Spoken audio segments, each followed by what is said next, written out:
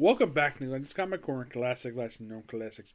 This is episode number 1877, Doubleshot number 1771. I have a Marvel trade plus a book that's a classic collection of a manga that originally started back in the 60s. Why am I reviewing manga, you might ask? Well, I did review the Go Ranger one. This is from the same pump company who did that Go Ranger one in Kamen Rider. So I figured out why not do this one. You probably think, why not just do another one for Lupin? Because I'm basically going to save for anime when I get a chance to do more anime for that one. Alright, first up it is The Amazing Spider-Man and the New Warriors. The Hero Killers. Yep. That's the name of this one. This collects the three annuals for the Spider-Man books. All three books published at this point in time. Spider-Man was publishing at this point in time, but it did not have an annual. Yeah, its first annual wasn't released until 1997, I believe it was. Yes, this contains Amazing Spider-Man annual number 26. They had two more annuals after this one, and that was it. Each one of these had two more annuals left to come out for after they've concluded. Oh, of course, this book also collects Spectacular Spider-Man and number 12, Web of Spider-Man number 8, and New Warriors number 2. And yeah, all four of these annuals had two more annuals released after this one. Of the four, Amazing Spider-Man has published annuals up until 2001 for about the next 9 years, while they are to concluded after two more annuals. Now, there's multiple different stories. Now, they don't just collect just a hero killer for part of all four of these annuals. They also collect Venom's First Kill, Cloak and Dagger Evil's There's also a story for Solo, and several other supporting characters. Interesting that they included this in here because it would not make any sense just to include just a hero killer four-parter because these annuals are basically big enough as it is. You could put all four of these in here. The Hero Killers four-parter is done by Dave Michelini and Fabian DeCisa. Fabian DeCisa, at the time the comic was coming out, I believe he was the writer of the comic at the time.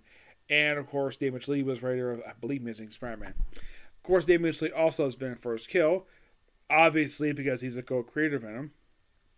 Now, in the case of the artwork for Hero Killer, that's done by Scott McDaniel and Brandon Pearson. The artwork for Venom First Kill is done by Aaron Lepsey. Cloak and Dagger Evil's Light is done by Eric Flynn, artwork by Vince Emmons.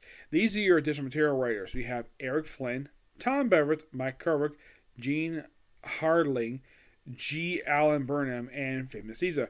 Artwork by Scott Nolans, Aaron Lepsey, Todd Smith, and Scott Pacino. Now, in this four-part, you have Spider-Man and the New Warriors team up, basically deal with these supposed hero killers. One, of course, happened to be the Rhino. And, of course, is in part 3, who actually is behind the whole thing. And it is the Sphinx, an old enemy of theirs. The story itself is actually really good. I love the chemistry between Spider-Man and the New Warriors. And here's something quite shocking about this. Spider-Man is never offered a position with New Warriors. Nope. He works with them. He has never offered a spot with New Warriors. For some other reason, is it? Sure about that. Yes. Yeah, for some reason, he's not offered a position with them. Despite the fact he worked really well with them. Because, of course, he can be a good mentor for them. And plus, of him and the New Warriors, he has the most experience because he's been acting for a long time. I think presumably at this point in time in the 90s, according to Marvel's Flying Timescale, he was probably in his early 20s. And he was still married to Mary Jane Watson. Now, that's the four-part match. By the way, this is how thick the trade is. It's like, wow. No wonder they have plenty of all four stories here, all the stories here for this one. Yep. Of course, they also get a chance to fight Dreadnought. These are things associated with AIM. Yes, to fight these for a few issues. Yeah, about a good portion of this one. Now, in the case of the other stories in here that they have for these ones, well, Venom First Kill obviously is all about Venom. It's a solo outing for Venom. I believe it's like 3 or 4 parts. I think it takes all 4 annuals. It is awesome that they included it in here. Yeah, makes total sense. And then we have Cloak and Dagger. Now, this, I think at this point in time for this book, in the case of Venom, probably was just after they released, I believe it was either before or after they just released his first miniseries, Venom League the Predator. This one was probably not long after the cancellation of Cloak and Dagger's very brief ongoing series they had prior to this one. And it's kind of like basically like a three-parter, Evil's Light, where the main villain of this three-parter is none other than Lightmaster.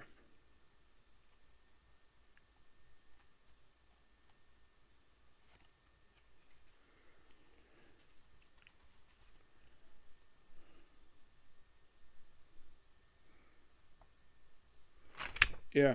Now, in the case of the other ones, now we also have Solo in The Wrong Man. This is done by Eric Flynn also.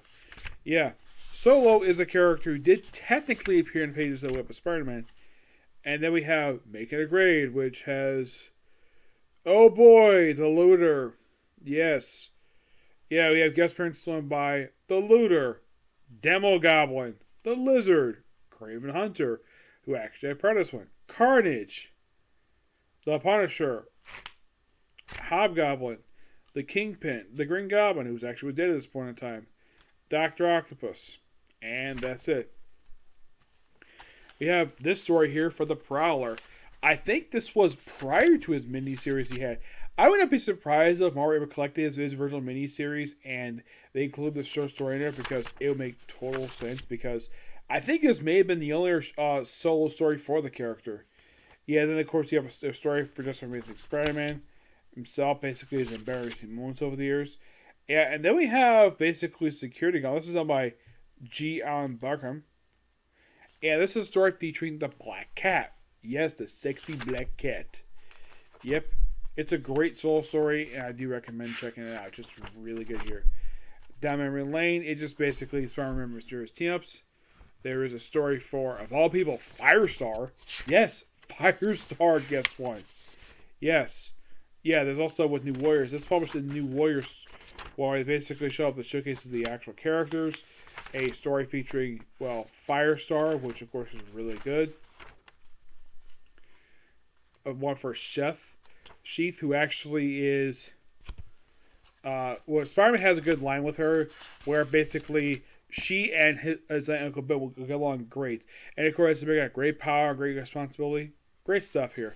Stuff for Spider. Of course, this is a multi-parter for that one. This, of course, is just really good. I do recommend people check it out. Just really good. Just a storyline featuring 4 annuals. Yes. Excuse me. It was something very common in the 90s for Marvel to do this. DC does too. Mm-hmm. But it's interesting, though, that at this crossover, Spider-Man would never actually... Well, they never did a crossover like this ever again. They did have New Warriors. I think they crossed over once with Spider-Man, but that was part of when associated with Scarlet Spider in the book. Alright. Next up it is Lupin the Third, The Greatest Heists. Heist. This is some classic stories by, well, the original writer of Lupin the Third, Monkey Punch, who passed away about 3 years ago. Now, I have talked about basically Lupin, thanks to talking about his movie. It was the very first one I ever had. This is some of his classic stories. Now, I do love the writing, I love the art style for this thing. The one thing I don't like about Lupin, the original stories, is that this guy, and this is something I didn't know I was reading a lot of Lupin, he has this thing where when he sees a woman, the first thing he does is basically try to strip her naked just so she can have sex with her. Yes, seriously, he did this a lot. Heck, even his other associate, Kerr, I think his name is, the one who basically has his hat over his eyes. Yeah, he occasionally did this too. I'm like, really, Monkey Punch? You thought this was a good idea? Have your lead character be a freaking rapist? Yeah, this is one aspect of this character that's been completely lost in the anime because they don't bring this up. I like the anime version a lot better than this. But that aspect about him I don't like. I do like the heist that they have in here. There's a story in here called Treasure Heist where it's basically Lupin and his 2 associates just try to look for this treasure by his old man. And it turns out basically treasure he leads into is a bank vault. Yes, a bank vault. But you can mind does help occasionally in the story. Like the first story is simply having him dress up as other characters, like Lupin dressed up as Chico. You have Figu dressed up as Durgon, and of course Lupin is actually the inspector, the old man who constantly chases Lupin. Pretty interesting stories these are. I have nothing really wrong with the stories. It's just a small aspect of Lupin being a rapist. Well, implied rapist, mind you. That's one aspect about him I don't like. which I'm glad later on basically that was dropped. Because that was really, I don't mind. I love the heist stuff of this character. I love his frequent love for Nico Mine. But man, do we need to constantly have this guy basically where he's a woman, he has to strip her naked, and her barely have reaction to it just so he can have sex with her? Yes, this is one thing he does every time he's around a woman. This is how Monkey Punch draws him. So if you want to blame somebody for that, blame Monkey Punch. He's the one who did that. Now, of course, Monkey Punch is actually a pen name. Yeah, for some reason, he actually used that for some reason. I don't remember what the reason was. You have to watch Crunchyroll's documentary about it. Yeah, really fun stuff here. I do like it. Now, these are your stories you have in here for Lupin the Third. Excuse me. You have Lupin, Family Reunion, Dash Angel, Lupin, which I believe this was adapted for an episode.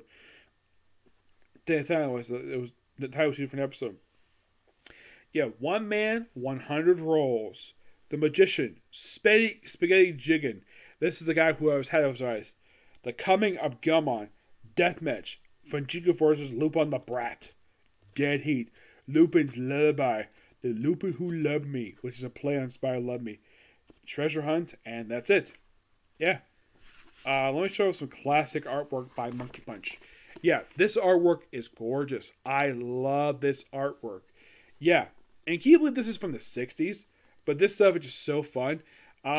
Strangely enough, this is actually the first thing I bought for Lupin in quite a while.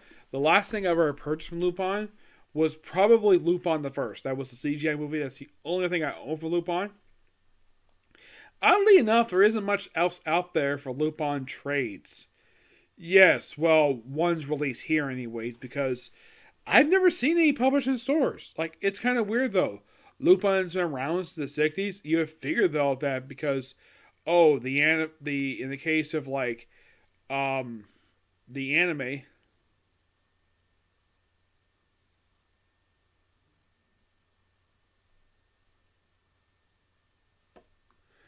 yeah.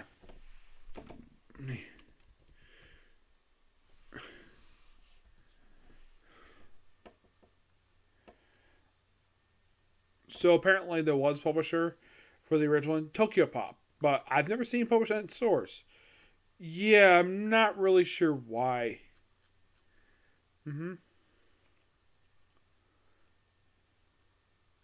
Yeah, apparently Tokyo Pop did release these chapters. Here's the thing: the original manga for Lupin the Third is, get this, the original manga is 109 chapters. Yeah, it's 109 chapters according to Tokyo Pop, anyways. Yeah, I think the way they did is they kind of split it up. Of course, the original manga is not the only one out there. There's also, like, there's New Lupin, which some of the stories do came from that. Now, in the case the stories they do have here, Dashing into Lupin the Third, that's actually his very first story. Yeah, it released back in 1967. Yes. Now, look at basically what these chapters entail. Now, the Magician, that was actually the 7th story. Yep, that was the 7th one. Yes. Let's see. I'm looking at this right now.